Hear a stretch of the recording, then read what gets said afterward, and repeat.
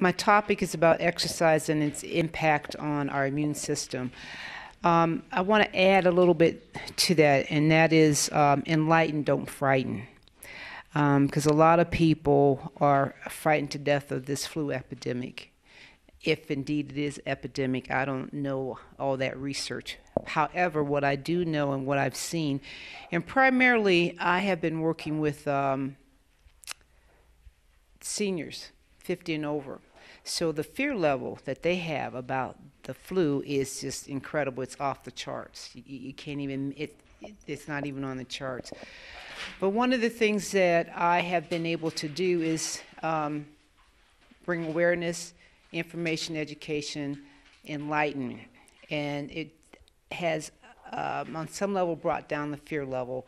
When people find out that they can take active steps to help protect themselves or do things to keep themselves at least in an arena where they can stay healthy by the things that they do, starting with diet, starting with rest, starting with nutrition and the whole 9 yards that we talked about, sleep.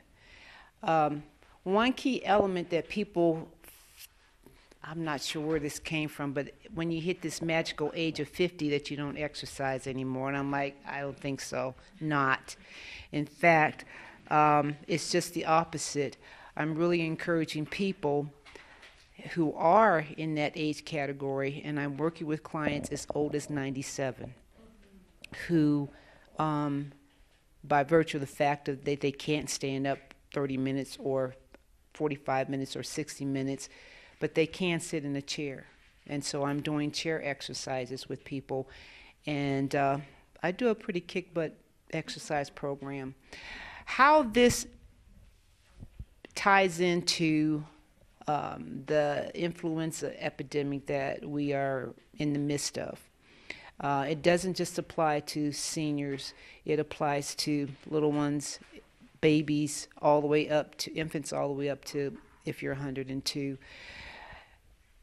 It doesn't mean that you have to go and ride a bike or run or do an exercise regime for an hour.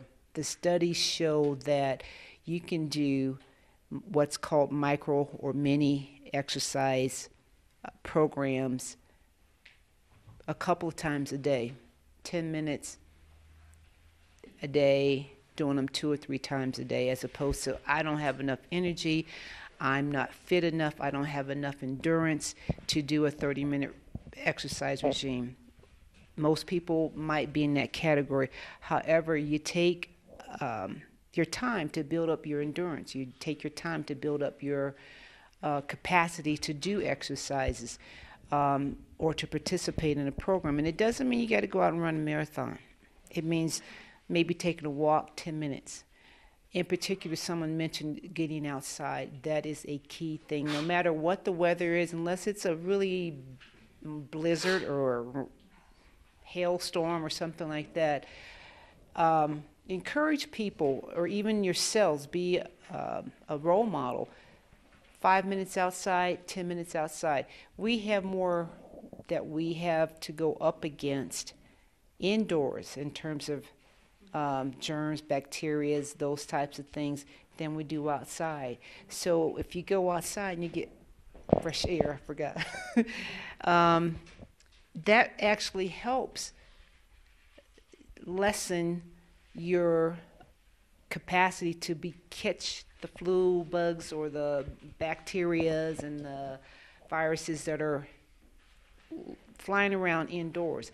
Go outside, get some fresh air, and of course the concept of washing our hands frequently and sneezing into your elbow. Those are the types of things that I have to talk with people about all the time. Getting back to exercise, I actually went and tried to find some information and research, and it was actually pretty gloomy. And I was like, this is not something I mean, education and enlightening and not frightening people is one thing. There are actually 2 reports that I was able to find that ties in Is exercise protective against influenza? To make a long story short, yes, it is. People who exercise, because we increase, and I'm going to try to put this in just everyday layperson's terms instead of the technical terms that they put, you actually release any of the energies or bacterias, the bugs that have entered your body through exercise, through breath, through releasing. And as other people talked about, our digestive system is our first line of defense, and our cells are second. So if you're exercising, whether you're taking a walk, if you're taking a cycle, if you're doing a martial arts program, one of the pieces that I have brought to the clients that I work with is a program called Functional Fitness and Core Training. They go hand in hand. 2-minute warning. I got to run down the field and get okay. But functional fitness and core training are two components that if you are a practitioner or if you're just a layperson, going on online and finding out information about those two particular forms of exercise and fitness can be very helpful.